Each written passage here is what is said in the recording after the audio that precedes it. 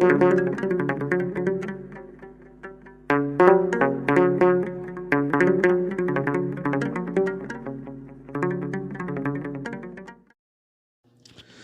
አብ ወወልድ ወመንፈስ ቅዱስ አሐዱ አምላክ አሜን። ተወደዳችሁ በጌታችን በኢየሱስ ክርስቶስ በሰማያዊ ስፍራ በመንፈሳዊ በረከት የተባረካችሁ ብዙ ጸጋ፣ ብዙ ምሕረት፣ ብዙ በጎነት የተሰጣችሁ ደግ አምላክ ቅዱስ አምላክ ጻድቅ አምላክ የወደዳችሁ የባረካችሁ ያከበራችሁ በመስቀል ላይ በተሰቀለ ጊዜ ዕዳ ሲከፍልልን ዕዳ የተከፈለለት ሕዝብ ያረጋችሁ የዳነ ሕዝብ ያደረገን የሰላም የምሕረት ልጆች ሁላችሁ እንደምንቆያችሁ ሁሉን የሚችል አምላክ ጌታ በመድኃኒታችን ኢየሱስ ክርስቶስ አምላካችን ከሰማይ አባቱ ጋር እና ከሕያው መንፈሱ ጋር ለዘላለም የተወደደ የተመሰገነ ይሁን።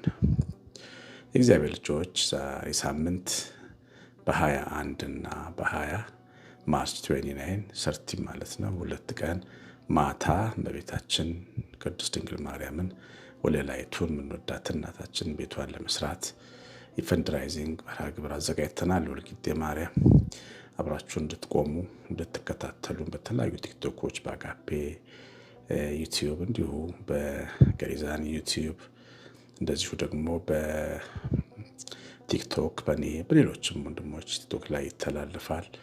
ይህን ፕሮግራም የተከታተላችሁ አብራችሁ እንድትቆሙ የአጋፔ ቤተሰቦች አደራችሁን አብራችሁ እንድትቆሙ ጠይቃችኋል። እግዚአብሔርን ቤት አብረን እንድንሰራ ይህን ስለምናደርግ እግዚአብሔር ዘራችሁ እናንተን ይባርክ። ተወዳጆች እግዚአብሔር ልጆች የምንወዳችሁ የምናከብራችሁ ዛሬ የምንማረው አንዳንድ ጊዜ በሌሊት እንቅልፍ እምቢ ይለናል ወይ ደግሞ እንዲሁ መንቃት ይሰማናል። እግዚአብሔር የመለኮት እጅ ይቀሰቅሰናል። ከተኛንበት ከእንቅልፋችን ተነስተን እንድንነቃ ያደርገናል። እግዚአብሔር ግን ሲቀሰቅሰን ሲያነቃን እንድንሰራ የፈለገው ነገር እንዳለ ልንረዳ ይገባል። አሁን ብዙ ጊዜ እኛ ሰዎች የምናደርገው ሌሊት ብንነቃ ቀጥታ ስልካችንን አብርተን በስልካችን ላይ ያሉትን መረጃዎች ማንበብ መስማት ነው የምንወደው። መለኮታዊ በሆነው ጉዳይ ላይ ከእግዚአብሔር ጋር የመገናኛ ሰዓት መሆኑ ይረሳናል። ስለዚህ አበይት በሆኑ ሁኔታዎች 3 ነገሮችን በማድረግ የእንቅልፋችንን ሰዓት በእንቅልፋችን ሰዓት እንቅልፍ በነሳን ባጣን ጊዜ እነዚህን 3 ነገሮች በማድረግ ያን ጊዜ የበረከት ጊዜ ማድረግ እንችላለን። ተወዳጆች የመጀመሪያው ነገር መጸለይ ነው። ግልጽ ነው። በምንችለው መጠን እግዚአብሔርን በጸሎት ማክበር፣ ማመስገን፣ ያደረግልንን ምንመኘው ምንፈልገው መለመን፣ ከዛ ደግሞ ከልብ አመስግኖ መቀመጥ። ይሄ በነቃን ሰዓት አንዳንድ እግዚአብሔር በጸሎት እንድንቆም በፊቱ ስለፈለገን ስለናፈቀን ሊሆን ስለሚችል የናፈቀ ሰው አግኝታችሁት ቆሙ ስልኩን ቢነካካ ምን ይሰማችኋል? መጥቶ እንዲሰማችሁ እንዲያናግራችሁ ነው የምትፈልጉት አይደል? እግዚአብሔርም ስንናፍቀው ነው እንደሚያደርገውና ከእንቅልፋችን ሲያስነሳን እሱን ዘግተነው ወይም የእሱን ጉዳይ ቸል ብለን አሁንም እንደ ቀኑ ውላችን ስልካችን ላይ ብንቆይ እግዚአብሔር ምንድን ነው የሚለን? ያው አምላክ ነው ያለን፣ ስሜት ያለው አምላክ፣ የሚወድ አምላክ፣ የሚታዘብ አምላክ፣ የሚያውቅ አምላክ ነው ያለንና በጸሎት በፊቱ ምስጋናን ጸሎትን አድርሰን የፍቅር ግንኙነታችንን ማድረግ ነው የመጀመሪያው ነገር። ሁለተኛው የአርጤክስስ የተባለው ንጉሥ እንቅልፍ እምቢ ባለው ጊዜ ያደረገውን ነገር ነው ማስታወሳችሁ። መጽሐፈ አስቴር ላይ ምዕራፍ 6 ቁጥር 1 ጀምሮ የተጻፈውን ታሪክ ስናጠና መርዶክዮስ ይህንን የአርጤክስስ የተባለውን ንጉሥ ከሞት አትርፎት ነበር። የቤተ መንግስቱ ጥበቃዎች አጥፍቶ ጠፊዎች ንጉሱን ገድለው ለመጥፋት ሲያሴሩ ሰምቶ መረጃውን ለንጉስ በማቀበል ንጉሱ እንዳይሞት ከሞት በእግዚአብሔር ቸርነት እንደተከላከለው በመዝገብ ተቀምጧል። ነገስታት ውሏቸውን አደራቸውን የሚጽፉበት መዝገብ አለና ተጽፏል ይሄ ጉዳይ እና አንድ ቀን አርጤክስስ እንቅልፍ እምቢ አለው። እንቅልፍ ከዓይኑ ሸሸ ነው የሚለው። ስለዚህ የመጽሐፍትን አስመጥቶ ያነብ ጀመረና አሁን ገበታና ታራ የሚባሉ ሰዎች ጌታቸውን ሊገሉ ባሉ ሰዓት እንዴት አድርጎ መርዶክዮስ ይህን ጉዳይ እንዳከሸፈ ሰማ። ማሰላሰል ጀመረ። እንዴት ነው ይህ ሰው ምንድን ያደረኩለት እንደዚህ አድርጎልኝ ምንድን ያከፈልኩት ብሎ ውለታውን ማሰብ ጀመረ እና እንቅልፍ እምቢ ሲለን ምንድነው ማየት የሚገባን? ትናንትና በህይወታችን ላይ ትልቅ ድርሻ ትልቅ ቦታ የነበራቸው ሰዎች አጠገባችን ይኖሩ የት ይኖሩ ቁጭ ብለን መጠየቅ አለብን። በተለይ አሁን ስራና ሶሻል ሚዲያ ቢዚ ባደረገው አይምሯችን ነገሮችን የመስራታችን ፍጥነት በጣም እየጨመረ ነው። የራሳችን የሆኑትን ሰዎች ሰርጋችን ላይ እንኳን መጥራት እየረሳን ስንት ሰው ነው የምናጣው? የራሳችን የሆኑ ሰዎች ሀዘናችን ላይ ተገኝተው እንኳን እንዳጽናኑን ስለማንነግራቸው ስለምንዘነጋቸው እንቅልፍ እምቢ በሚለን ሰዓት ጊዜ ወስደን ወዳጆቻችንን ማሰብ ያስፈልጋል። አሁን አርጤክስስ እንዳደረገው መልካም በጎ ያደረጉልን ሰዎች በህይወታችን ስንት ናቸው? ብዛታቸው ስንት ናቸው? የኔ ውድ ሰዎች በህይወቴ ውስጥ ትልቅ ቦታ ያላቸው ሰዎች ማለት ያስፈልጋል። ከዘመድ ጀምሮ ከባዕድ፣ ከትምህርት ቤት ጓደኛ፣ ከቤተክርስቲያን ጓደኛ በህይወት ውስጥ ምንድን ነው ያደረገልኝ ማለት ለምን መሰላችሁ? ይሄን ሰው በማሰባችን ምናልባት ምናገዘው ሊሆን ይችላል። በጎ ሀሳባችን ልባችን ደግሞ በበጎ ሲያስበው እንደ ጸሎት ነው። ይሄ ራሱ እግዚአብሔር ያንን ሰው እንዲባርከው ያደርጋል። ባለውለታን ማሰብ ደግሞ ሰብአዊ ክብር ነው እና እንቅልፍ እምቢ ሲለን አይኑሯችንን ልናሰራ ይገባል። እግዚአብሔር ልጆች ቅዱስ የሆነውን ስራ እንዲሰራ ልናደርገው ይገባል። ይህ እንግዲህ ሁለተኛው ማድረግ የሚገባን ነገር ነው። ሌሎቹ ደግሞ በጣም የምንወዳቸው ሰዎች ናቸው። እጅግ በጣም የምንወዳቸውና የረሳናቸው ሰዎች። አሁን ቅድም እንደተባለው ኑሮ ሰልፍ ነው።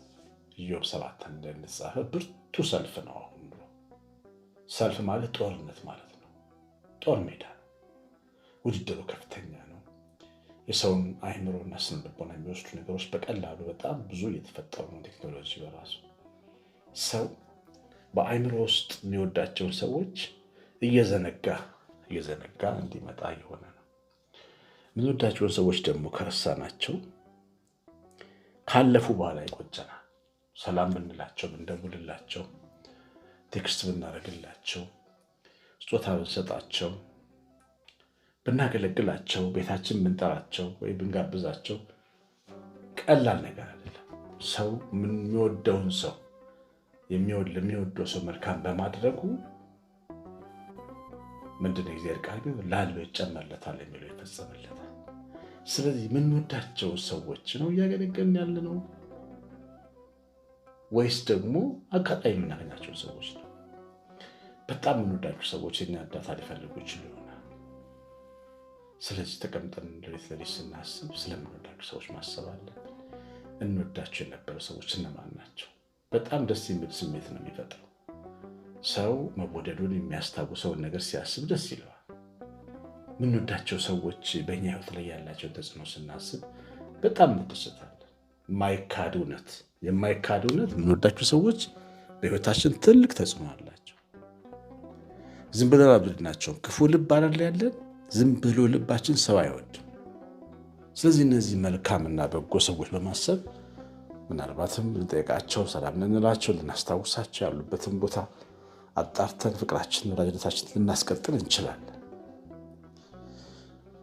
ይሄ እንግዲህ እንቅልፍ እምቢ ሲለን በሌሊት የምናደርገው ነገር ነው። እንቅልፍ እምቢ ሲለን ማድረግ የሌለብን ነገር እንደው ግን እንዳለመታደል ሆኖ ብዙዎቻችን የምናደርገው ነገር ቢኖር ምንድን ነው? የሚያስጨንቁ ፋይሎችን ማውጣት ከውስጣችን። ለምሳሌ የተበላሸውን ንግድ፣ የተበላሸውን ስራ፣ የተበላሸውን የቪዛ ፕሮሰስ ማሰብ።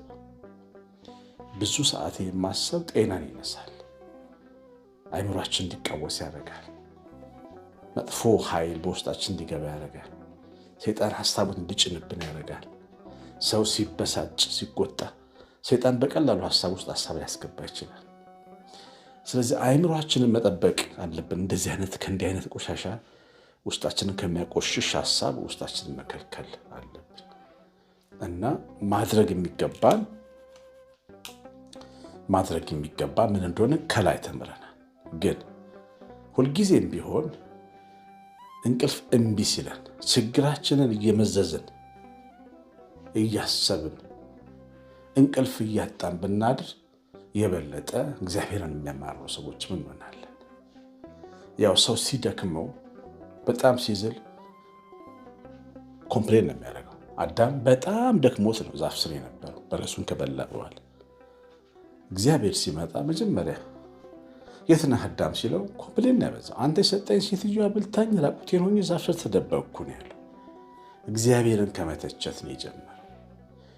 ድካሙ እንደዚህ አይነት ነው፣ አታላይ ነው። እግዚአብሔር እንድንተች ሊያደርገን ይችላል። ይሄ ብዙ ጭንቀት ያሉት ችግሮቻችንን ብቻ ነቅሰን እያወጣን ከሆነ የምናስበው የሀሳብ እየዋለ እያደረ ወቃሽ እና እግዚአብሔርን ሳይቀር የሚወቅስ ሰው አድርጎ ሊያስቀረን ይችላል እና ሌሊታችን እንደባከነ ይቆጠራል። ይህም ከሚመስል ከማይረባ ነገር ከማይረባ ሀሳብ ጋር ስናድር፣ አንዳንዶቻችን ደግሞ ሰውነታችን ለስጋ ፈቃዱ እንዲነሳሳ የሚያደርጉ ክፉ ሀሳቦችን በማሰብ ሌሊቱን ማሳለፍ ልንጀምር እንችላለን። በተለይ ወጣቶች እና እንቅልፍ እምቢ ሲለን ለኃጢአት እንደተቀሰቀስን አይነት ተግባር ውስጥ እንገባለን። በአጠቃላይ የኃጢአት ሌሊት ሊሆን ይችላል። ወይ ወተን መጠጣት ልንፈልግ እንችላለን። ሌላም ማናወራቸውን ጉዳዮች እንጀምራለን። ኃጢአት በር እንዲከፈትላት ምኞት ጸንሳ ኃጢአትን ትወልዳለች፣ ኃጢአት ሞትን ታመጣለች የሚለው ቃል እንዲፈጸም በምኞት መቀጣጠል። እንቅልፍ እምቢ ስለው አንድ ክርስቲያን ማድረግ የሌለበት ነገር ጋየት ነገር ሲመጣ ቶሎ ብሎ በሩ መዝጋት ያስፈልጋል። ፈቃዱ ደግሞ ካልሆነ ሰው በግድ ኃጢአት እንዲሰራ አይገድድም። ሰይጣን ሰው በግድ ኃጢአት እንዲሰራ አያደርገው። ስለዚህ በእንቅልፍ ሰዓታችን መዛባት ምክንያት ስንነቃና ስንቀመጥ ማድረግ የሌለብን ነገር ይሄንን ነው። ከዛ ውጭ የሚያስፈሩና የሚያስጨንቁ ሲኒማዎችን፣ ስሜትን የሚቀሰቅሱ ፊልሞችን፣ ሰውነታችን ከራሱ ሰውነት ጋር እንዳያድር የሚያደርጉ ሙዚቃዎችን ከመስማት መቆጠብ ያስፈልጋል። አንዳንዶቻችን መጠጥና ሌላም አይነት ነገሮችን ልንጠቀም እንፈልግ እንችላለን እንቅልፍ እምቢ ሲለን። እነዚህም ነገሮች የሚጎሉን የሚገድሉን ነገሮች ናቸው እና እንቅልፍ ከዓይናችን ዘወር ካለ ለምን እንደሆነ ችግሩን ማየት ያስፈልጋል። እንዲህ ደግሞ መፍታት እየቻለን ያልፈታናቸው ነገሮችም ደፍረን ብናስብ ጥሩ ነው።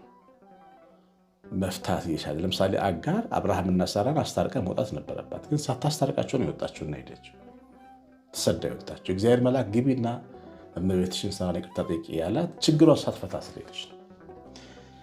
ችግርን ሳይፈቱ የሚኖሩ ሰዎች አሉ። ችግርን ዝም ብሎ እየፈሩት።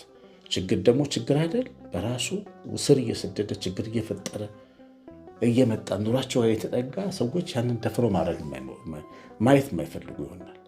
ግን ችግርን ለመፍታት ጊዜ ወስዶ ማሰብ ደግሞ ያስፈልጋል። እንቅልፍ እምቢ በሚለን ሰዓት አይደለም፣ እንቅልፍ እምቢ ብሎን በሰላም ሰዓት ይሄን ማድረግ አለብን። ግን ጸጥ የምንልበትና ማንታወቅበት ሰዓት ስለሆነ ችግሮቹን ለማስተካከል መስራት ያስፈልጋል። እግዚአብሔር ባርካችሁ። የሰማነውን በልቦናችን ጻፍ።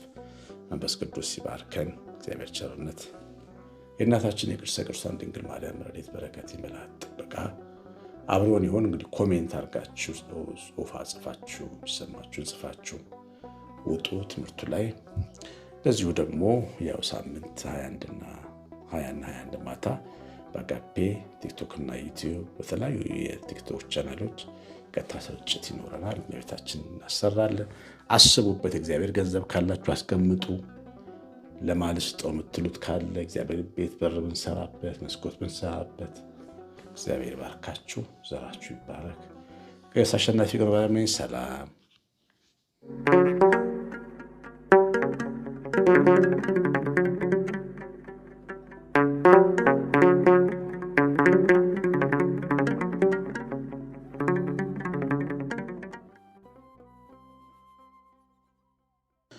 በስመ አብ ወወልድ ወመንፈስ ቅዱስ አሐዱ አምላክ አሜን።